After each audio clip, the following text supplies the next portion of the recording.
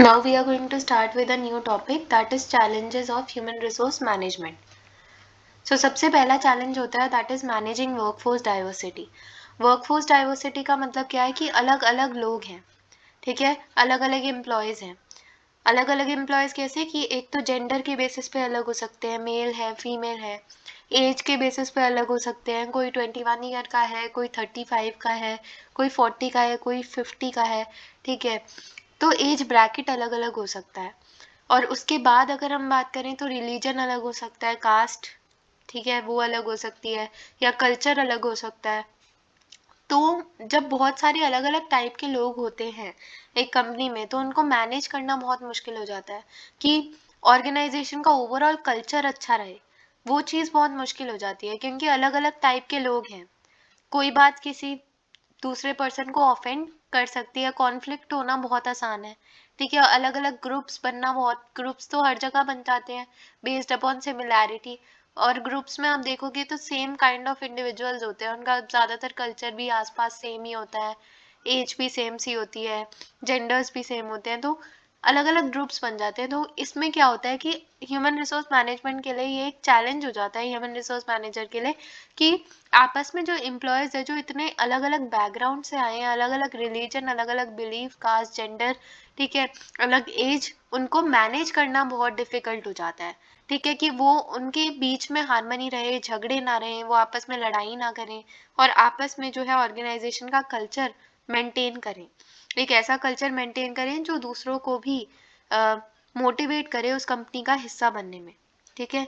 अगर कोई भी डिस्क्रिमिनेशन किसी भी तरीके से किसी कंपनी में होता है तो कंपनी की इमेज बहुत डाउन जाती है और कोई भी उस कंपनी में काम नहीं करना चाहता, ठीक है. तो मैनेजिंग वर्कफोर्स डाइवर्सिटी बहुत इंपॉर्टेंट होता है. तभी है कि ये चैलेंज भी हो सकता है क्योंकि कंपनी की इमेज पे बात आ जाती है अगर ये एस्पेक्ट पे ढंग से काम ना किया जाए तो इसमें जो मेन चीज़ होती है वो ये होता है कि ग्रुप्स की डिफरेंसेस को समझ के ह्यूमन रिसोर्स मैनेजर को चलना पड़ता है. जो भी कॉन्फ्लिक्ट है हम बहुत सोच समझ के रिजॉल्व करने पड़ते हैं, ठीक है.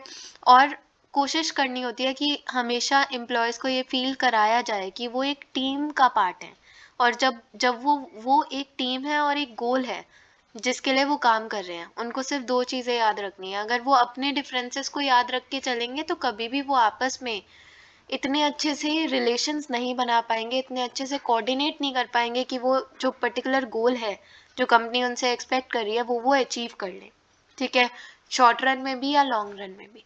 तो ये चीज़ बहुत ज़्यादा उनके माइंड में बिठानी पड़ती है और उनको साथ में लेके चलना पड़ता है और तभी ये एक बहुत बड़ा चैलेंज है, ठीक है. So an important challenge that human resource managers face involves workforce diversity, that is increasing heterogeneity of the organisation. Heterogeneity का मतलब यहाँ पे क्या होता है कि अलग अलग टाइप के इंडिविजुअल्स, अलग कल्चर है, अलग कास्ट है, अलग एज है.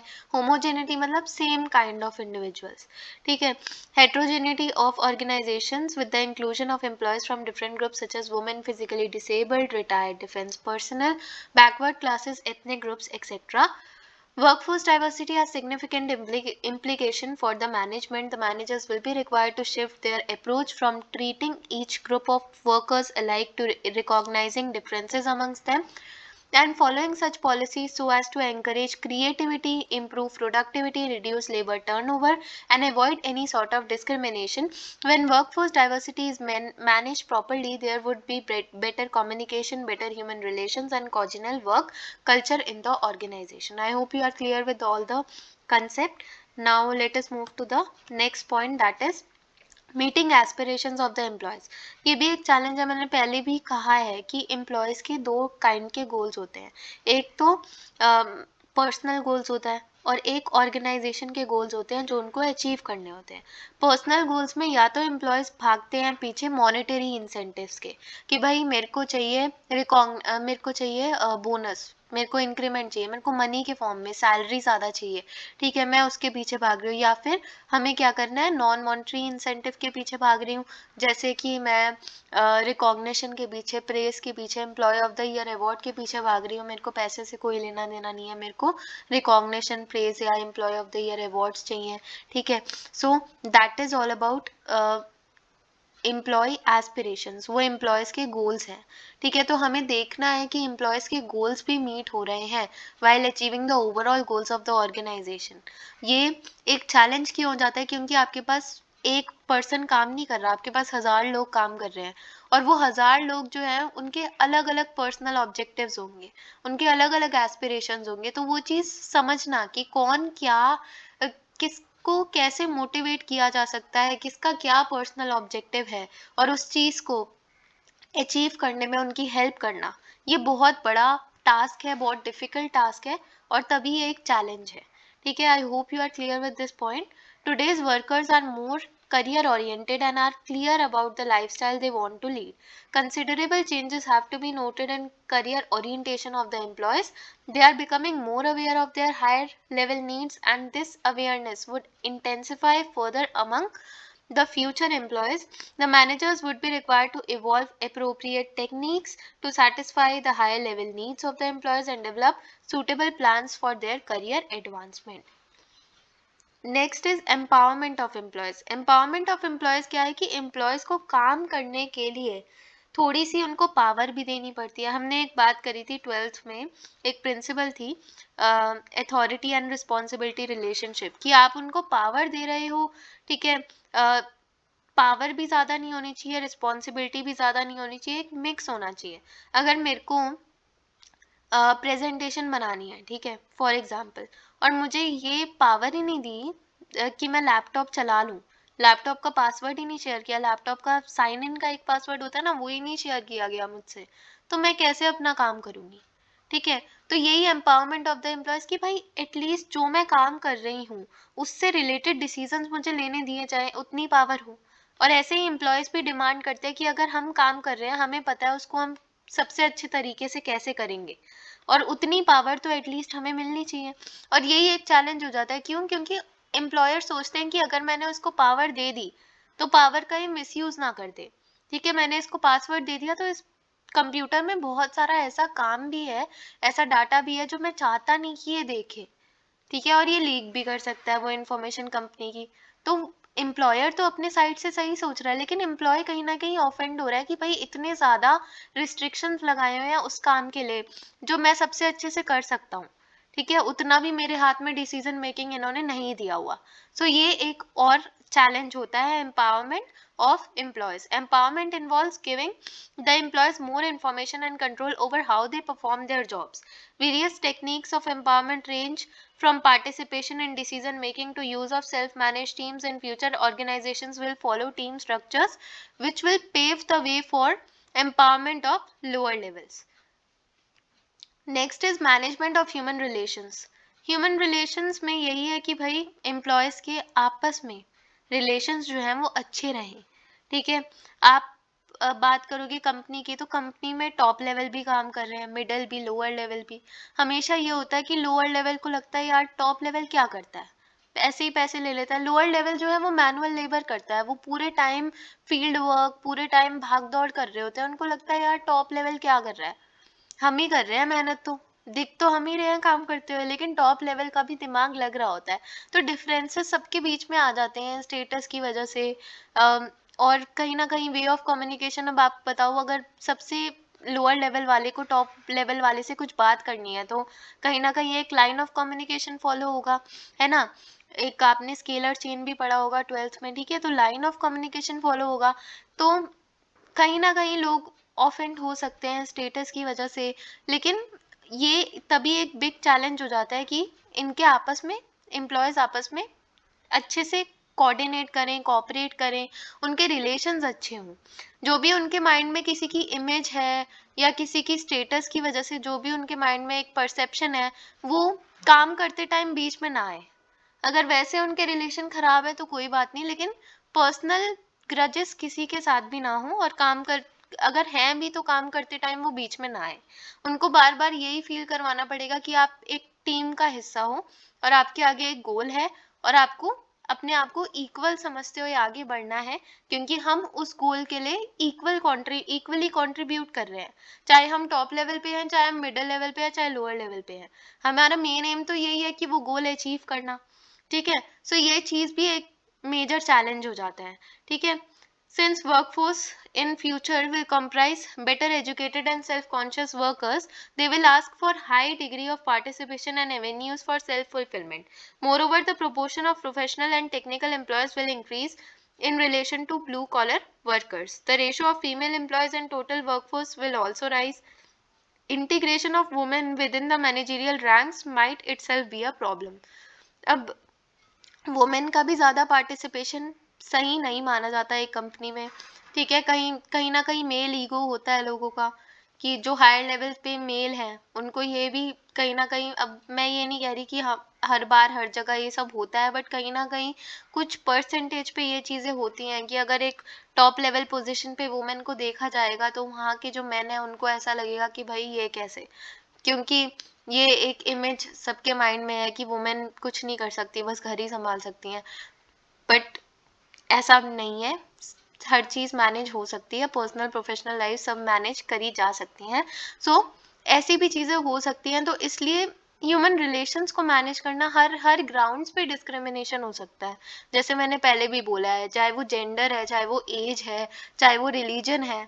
कई लोग रिलीजन से भी चिढ़ जाते हैं कि ये डिफरेंट रिलीजन का पर्सन टॉप लेवल पे बैठा हुआ है, तो उनको दिक्कत हो जाती है इस बात से ना, जो उनसे भी ऊपर हैं या उनके बराबर के हैं।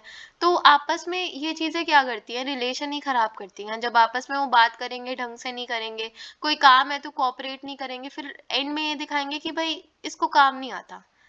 बट ये समझना चाहिए ना कि अगर आप कोऑपरेट ही आगे से नहीं करोगे तो काम कैसे कंप्लीट होगा, ठीक है। So I hope you are clear with this point. तो इसको मैनेज करना बहुत डिफिकल्ट हो जाता है एचआर मैनेजर्स के लिए, ठीक है। और उनको समझाना पड़ता है, कन्विंस करना पड़ता है उनको। जैसे छोटे बच्चों की लड़ाइयाँ वो करवाते हैं ना, सॉल्व करवाते हैं टीचर्स, उनको वो रोल प्ले करना पड़ता है। Money will no longer be the, इस यही पॉइंट है management of human relations. Money will no longer be the sole motivating force for majority of workers. Non-financial incentives will also play an important role in motivating the workforce. In short, human resources will be treated as assets which will appear in balance sheets of the business organizations in future. ठीक है, तो मैंने अभी बात करी है, ये सारी मॉनेटरी नहीं है, नॉन मॉनेटरी एरियाज हैं जिसपे काम करने की रिक्वायरमेंट होती है ह्यूमन रिसोर्स डिपार्टमेंट को, ह्यूमन रिसोर्स मैनेजर्स को, ताकि कंपनी में हार्मनी, कंपनी में पीस, कंपनी में एक अच्छा ऑर्गेनाइजेशनल कल्चर बना रहे। Next is dynamic personnel policies and programs. The human resource manager would play a key role in formulation of personnel policies, programs, plans and strategies of the organization. Every HR program will have to be properly planned and directed by the human resource manager in consultation with the line and functional managers. अब यहाँ पे policies, programme, personal policies और programmes बनाने पड़ते हैं HR managers को, तो HR department को। तो अगर मैं पर्सनल पॉलिसीज प्रोग्राम्स बना रही हूँ तो मुझे हर चीज़ देखनी पड़ेगी। मेरे को रिवॉर्ड स्ट्रक्चर देखना पड़ेगा, कंपेंसेशन देखना पड़ेगा, मेरे को ये भी डिसाइड करना पड़ेगा कि कौन कितने बजे आ रहा है कंपनी में और कितने बजे वो घर जा रहा है, ठीक है। तो मुझे जब ऐसी चीज़ें रखनी पड़ती हैं कि किस टाइम पे उसका हाफ डे रखेंगे अगर वो लेट हो गया तो मुझे क्या करना पड़ेगा। अगर वही ये चीज़ें क्या होती है, ये ग्राउंड रूल्स होते हैं। अगर क्लास के भी अगर हम बात करें तो ये ग्राउंड रूल होते हैं कि कैसे जो क्लास के बच्चे हैं वो बिहेव करेंगे क्लास में। ऐसे ही ऑर्गेनाइजेशन के ग्राउंड रूल्स होते हैं जो एचआर मैनेजर्स को बनाने पड़ते हैं, एचआर डिपार्टमेंट को बनाने पड़ते हैं। जब ये रूल्स बनाते हैं ना तो एम्प्लॉयज को भी देख के चलना पड़ता है कि एम्प्लॉयज भी ऑफेंड ना हो और ऑर्गेनाइजेशन के जो टॉप मैनेजमेंट है वो भी ऑफेंड ना हो, ठीक है। टॉप मैनेजमेंट का भी बात पूरी हो जाए जो वो करवाना चाह रहे हैं। एचआर मैनेजर अपने एंड से कुछ भी नहीं रखेगा, वो देखेगा कि टॉप मैनेजमेंट को क्या रखवाना है, क्या रूल बनवाना है, और वो ये देखेगा कि एम्प्लॉयज को कैसे वो रूल फॉलो करवाना है एम्प्लॉयज से। और देखेगा कि कहीं ना कहीं एम्प्लॉयज उस चीज़ से ऑफेंड ना हो जाए, ठीक है। तो एम्प्लॉयज की साइड से भी वो प्रेजेंट करता है, एक लॉयर की तरह एम्प्लॉयज की साइड को भी वो डिफेंड करता है और कहीं ना कहीं वो मैनेजमेंट की साइड को भी डिफेंड करता है, ठीक है। सो ये भी एक चैलेंज हो जाता है कि कई बार अगर कुछ कंपनियां हैं जो कि अगर 9 बजे का टाइम है तो 9:15 पे वो हाफ डे कर देती है, 9:20 पे हाफ डे लगा देती है अगर कोई इतना लेट आ गया तो, क्योंकि वो ज़्यादा प्रोडक्टिविटी भी में बिलीव करती है। लेकिन एचआर डिपार्टमेंट को ये चीज़ समझाना बहुत मुश्किल हो जाता है एम्प्लॉयज़ को कि भाई तुम्हारे पैसे कटेंगे क्योंकि तुम सिर्फ 10-15 मिनट लेट हो, क्योंकि मेट्रो वगैरह लेट हो जाती है, ठीक है। बट ये सब चीज़ें जो है इनको कन्विंस करना है एम्प्लॉयज़ को, क्योंकि एम्प्लॉयज़ क्या करते हैं फिर लड़ाई झगड़ा, कॉन्फ्लिक्ट अगेन। तो ये चीज़ें पहले से सोच के चलनी पड़ती है कि कैसा क्या रूल होगा, कहीं किसी रूल से एम्प्लॉयज़ ना ऑफेंड हो जाएं, कहीं किसी रूल से कंपनी जो चाहती है वो टारगेट, अगर हम रूल एम्प्लॉयज़ के हिसाब से बिल्कुल रखते हैं ना, तो जो कंपनी का टारगेट है वो मिस होने के चांसेस बढ़ जाते हैं। बट अगर सिर्फ कंपनी के हिसाब से चलते हैं तो एम्प्लॉयज़ ऑफेंड हो जाते हैं, एम्प्लॉयज़ कंपनी छोड़ देते हैं, उनको नहीं अच्छा लगता कि उनको कोई पूछ नहीं रहा है, उनसे कोई उनको कोई देख नहीं रहा है। अगर उनको कोई प्रॉब्लम फेस हो रही है तो एचआर मैनेजर उस पर वर्क नहीं कर रहा है, ठीक है। तो वो लड़ने लग जाते हैं, कॉन्फ्लिक्ट अपना जो है गुस्सा दिखाते हैं और फिर वो कंपनी छोड़ देते हैं। इसलिए हमें दोनों को साथ में लेके चलना है और यही एक चैलेंज है दोनों को, एम्प्लॉयज़ और as well as the organisation top management, उनको साथ में लेके चलना सबसे बड़ा चैलेंज है while making the policies procedures related to management of human resources, ठीक है। सिंपल टर्म्स में बोलो, अगर हमें ऑर्गेनाइजेशन के ग्राउंड रूल्स बनाने हैं तो उस टाइम पे हमें एम्प्लॉयज़ को भी साथ में लेके चलना है और टॉप मैनेजमेंट को भी, और यही सबसे बड़ा चैलेंज है। The human resource managers would play, okay ये तो मैंने अभी डिस्कस किया था। Human resource managers would play an important role in formulation of personal policies. So I hope you are clear with this point. Next is building responsive organization. Human resource managers will have to contribute tremendously to building up the responsive organization. Creating adaptive, customer-oriented organization would require selecting employees commitment and self control and encouraging empowerment of employees. अब हमें जो है ऐसी organization बनाना है जो responsive है। responsive का मतलब क्या है कि कस्टमर की नीड्स देखी और उसके अकॉर्डिंगली रिस्पॉन्स, एक एक्शन लिया जिससे कस्टमर की नीड जो है वो हर कंडीशंस में, हर सिचुएशंस, हर सर्कमस्टांसेस में फुलफिल हो रही है। और कस्टमर की नीड जो है वो चेंज होती रहती है। अगर एप्पल के जो है वो एक के बाद एक जो नए नए लॉन्च होते रहते हैं, एक एक मॉडल आया, फिर दूसरा मॉडल आया, फिर तीसरा आया, क्योंकि कस्टमर की नीड जो है वो नेवर एंडिंग है।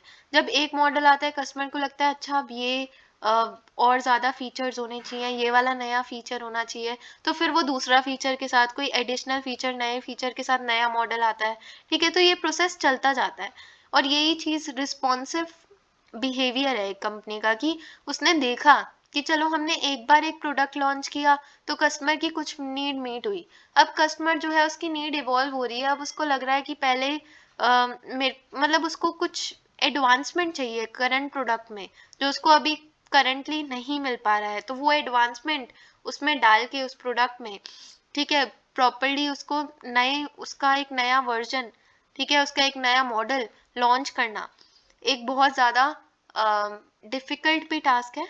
बट वो कंपनी को ये दिखाता है कि कंपनी कस्टमर नीड्स को टॉप प्रायोरिटी पे रखती है, और ये भी एक चैलेंज ही है। इसमें कॉन्टिन्यूसली कंपनी को देखना पड़ता है, मॉनिटर करना पड़ता है, सोचना पड़ता है कि एज अ कंज्यूमर सोच के चलना पड़ता है कि कंज्यूमर की अब नेक्स्ट नीड क्या होगी, कंज्यूमर नेक्स्ट कंपनी से क्या एक्सपेक्ट करेगा, और उन एक्सपेक्टेशंस पे खड़ा उतरना पड़ता है या उन एक्सपेक्टेशंस को मीट करना पड़ता है, ठीक है।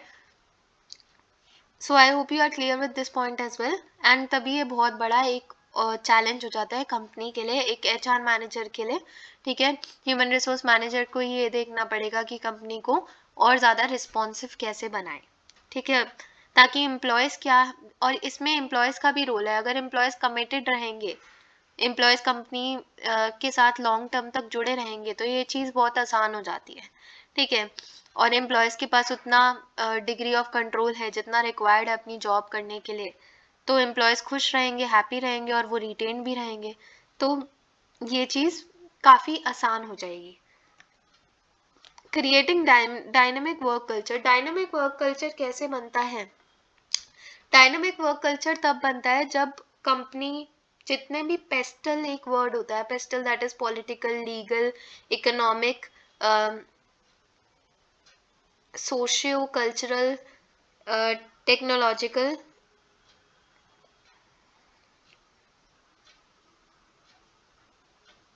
And legal. तो ये सारी अगर रिक्वायरमेंट्स हैं, ये सारी जो फैक्टर्स हैं जो कि एक्सटर्नल एनवायरनमेंट को इम्पैक्ट करते हैं, उन फैक्टर्स को company on a regular basis monitor करती है, उन पे वर्क करती है, ठीक है, और उनसे अडेप्ट करती है, तो ही कंपनी जो है वो क्या करती है, वो एक डायनेमिक वर्क कल्चर बना लेती है, ठीक है। तभी कंपनी एक मार्केट लीडर बन सकती है, अगर वो कॉन्टिन्यूसली मॉनिटर कर रही है कि एक्सटर्नल एनवायरनमेंट में चेंजेस क्या हो रहे हैं, क्योंकि एक्सटर्नल एनवायरनमेंट जो है वो कंपनी का उसके ऊपर बिल्कुल भी कंट्रोल नहीं होता। अगर गवर्नमेंट ने कोई पॉलिसीज में चेंज कर दी है जिस हिसाब से कंपनी काम करती थी, या लेबर लॉज में चेंज कर दी है, ठीक है, अगर आप लेबर से 15 आवर्स काम करा सकते थे फॉर एग्जाम्पल, और कंपनी ने और गवर्नमेंट ने उसको 15 से 12 कर दिया, तो आप वो प्रोडक्टिविटी जो लॉस होगी एक दिन में, जैसे 15 आवर्स से 12 आवर्स में गवर्नमेंट ने उसको कह दिया कि 12 आवर्स ही काम करवा सकते हो, तो जो 3 आवर्स की प्रोडक्टिविटी लॉस हो रहा है उसको आप कैसे कवर करवाओगे, ठीक है। तो ये चीजें जो है ये देखना बहुत ज्यादा चैलेंजिंग हो जाता है एक कंपनी के लिए, एक एचआर मैनेजर के लिए। तो एचआर मैनेजर को भी कहीं ना कहीं टॉप लेवल पे जाके सोचना पड़ता है, एक as a top level manager, या तो उसको फिर नहीं तो टॉप लेवल मैनेजर्स के साथ कोलैबोरेट करना पड़ता है, उनको उनको कॉन्फिडेंस में लेके कुछ ऐसी टेक्निक्स या ऐसी ट्रेनिंग एम्प्लॉयज में इन्फोर्स करवानी पड़ती है, एम्प्लॉयज को दिलवानी पड़ती हैं, जिससे वो ऐसी कंडीशंस में या ऐसी इन्वायरमेंटल चेंजेस को वो अडेप्ट कर पाए, ठीक है। एम्प्लॉयज तो रेजिस्ट ही करते हैं सारी चेंजेस, तो अगर उनको प्रॉपरली हम ट्रेन करेंगे, उनको प्रॉपरली हम स्किल्स प्रोवाइड करेंगे जो कि रिक्वायर्ड हैं कंपनी को सस्टेन करवाने में in the changing environment, in the dynamic environment, तो एम्प्लॉयज जो हैं वो इजीली उन चीज़ों को अडेप्ट कर पाएंगे, ठीक है। So in future changes will be initiated and manage to improve organizational effectiveness, a work culture conducive to absorption of changes in technological, economic, political, socio-cultural and international environment will have to be nourished by the HR or personal executives if they want to acquire higher status in industry and society. Building core competence and creating competitive advantage. The human resource manager has a great role to play in developing core competence by the firms. A core competence is a unique and unimitable strength of the organization, which may be in the form of human resources, marketing capability or technological capability. If business is organized on the basis of core competence, it is likely to generate competitive advantage. Core competence यहाँ पे क्या होती है एक ऐसी चीज जिसमें business जो है वो सबसे अच्छा है, जिसमें एक कंपनी सबसे अच्छी है। जैसे फॉर एग्जांपल आईटी कंपनी है, तो आईटी कंपनी किस चीज में अच्छी होगी, web development, mobile application development, इन एरियाज में उनसे अच्छा कोई काम कर ही नहीं सकता, वो एक्सपर्ट है, ठीक है। तो वो कोर कॉम्पिटेंस बिल्ड करवाना वो एचआर ह्यूमन रिसोर्स डिपार्टमेंट का काम है। अगर आईटी कंपनी है तो ह्यूमन रिसोर्स डिपार्टमेंट इस चीज पे फोकस करेगा कि जो भी आपका मोबाइल एप्लीकेशन डेवलपर्स हैं और वेबसाइट डेवलपर्स हैं वो सबसे बेस्ट क्वालिटी के लोग हों, जिनके पास सबसे अच्छा स्किल सेट हो, और अगर सबसे अच्छा स्किल सेट नहीं है तो उसको डेवलप करवाया जाए ट्रेनिंग के थ्रू, ठीक है, कि बिजनेस में उस चीज में कंपनी को कोई भी हरा ना पाए उन पर्टिकुलर एरियाज में जिसके लिए वो काम कर रहे हैं। अगर मार्केटिंग एजेंसी है, डिजिटल मार्केटिंग एजेंसी है, तो डिजिटल मार्केटिंग में कोई उनको हरा ना पाए, तभी वो कॉम्पिटिटिव एज प्रोवाइड करते हैं, कॉम्पिटिटिव एडवांटेज जो है वो ये चीज कंपनी को प्रोवाइड करती है और कंपनी मार्केट लीडर बन जाती है, ठीक है।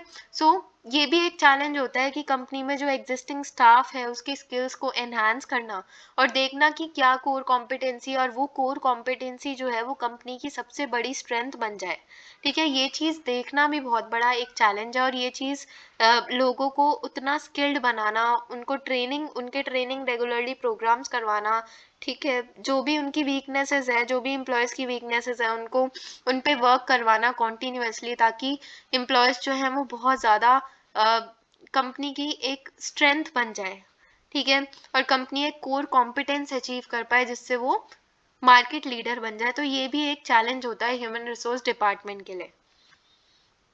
Next is outsourcing human resource functions. Human resource functions the human resource functions which are routine type can be safely outsourced, include recruitment, selection, compensation, job evaluation, training, etc. Outsourcing of such functions would enable the management pay greater attention to core business activities. The term outsourcing means getting some service from external service providers or agencies rather than performing it within the organization. This practice is called business process outsourcing. The basic feature of BPO is that the companies hire out on contract basis those services or tasks which fall outside the area of core competence.